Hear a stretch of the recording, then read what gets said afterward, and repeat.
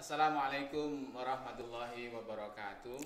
Sahabat pendidikan yang saya hormati, hari ini kita kedatangan tamu yang luar biasa. Beliau adalah Kiai Haji Mashuri Abdurrahim, pimpinan Pondok Pesantren Al-Furqon Driorejo Gresik. Apa kabar Pak Yai sore hari Alhamdulillah pangestune.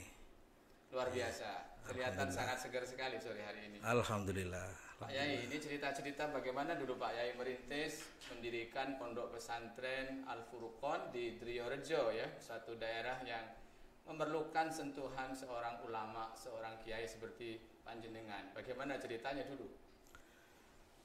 Saya dulu sebenarnya ya masih mahasiswa ya. Ya, ya. Dan di Surabaya mengabdikan sehari-harinya di Masjid Baitus Salam di Namadia. Ya, ya. Sambil ngopeni masjid, ngopeni pendidikan Al-Qur'an TPQ Madin. Ya, ya. Kemudian di situ saya juga membina remaja masjid, namanya itu remaja masjid Al-Furqon. Oh, Ya. berarti ada kaitannya nama Pondok Pesantren dengan remaja masjid yang dibina itu? Iya ada.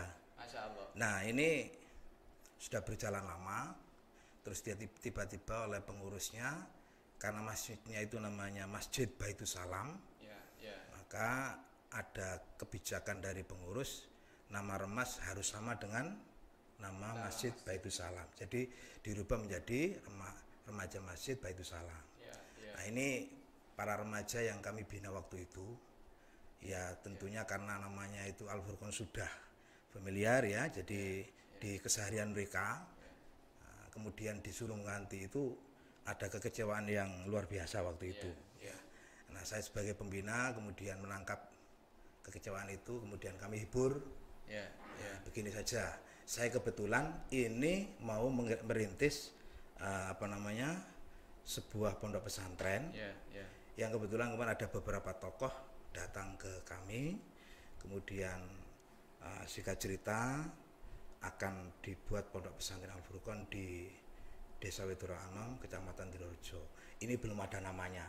Waktu itu belum ada namanya. Ya, ya. Nah saya merasa bahwa apa salahnya kalau misalnya pondok pesantren ini kami beri nama Al-Furqon, kalau misalnya adik-adik yang waktu itu kami bina itu bisa senang dan menyetujui itu.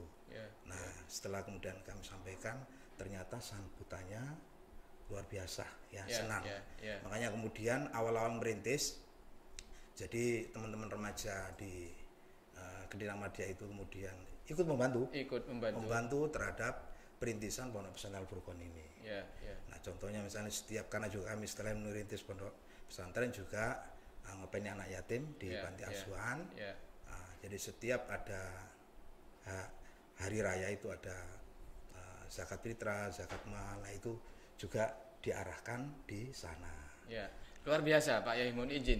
Dari dulu merintis tahun berapa sampai sekarang saya melihat Pondok Pesantren Al-Furqon tumbuh menjadi luar biasa ya, bahkan memiliki lembaga pendidikan di beberapa tempat. Artinya masyarakat Driorejo Gresik Selatan ini memberikan respon yang luar biasa. Bagaimana tips-tipsnya, langkah-langkah dan pengalaman Pak Yai merintis dari tidak ada menjadi ada, lalu sekarang bisa berkembang menjadi beberapa tempat itu Pak Yai?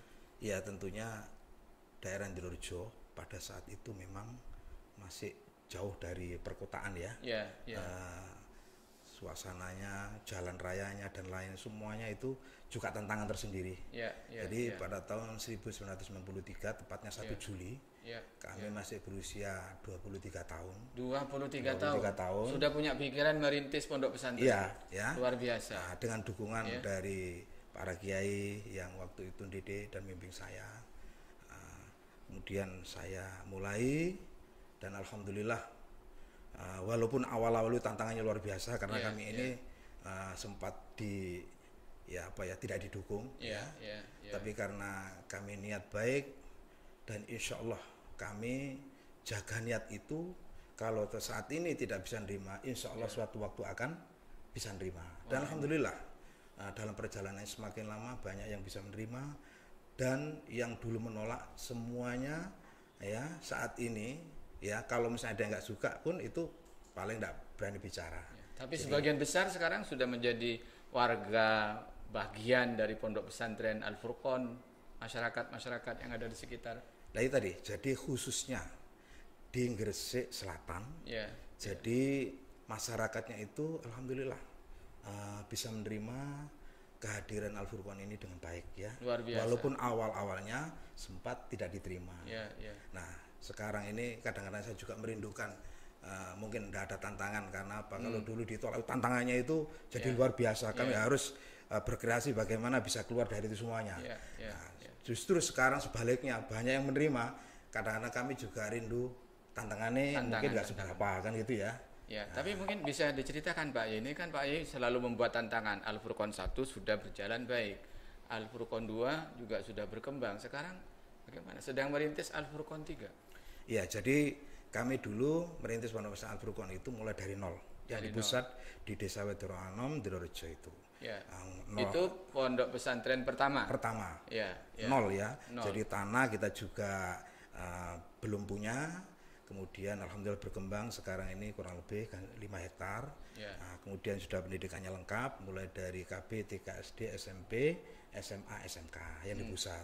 Kemudian karena memang mengalir saja, jadi ada beberapa tokoh di Kota Baru meminta kami untuk memanfaatkan tanah kaplingan ada yang memang kami juga ngontrak dan lain-lain. Alhamdulillah pada akhirnya bisa berdiri Pondok Pesantren Al Furqon 2 lengkap juga pendidikannya.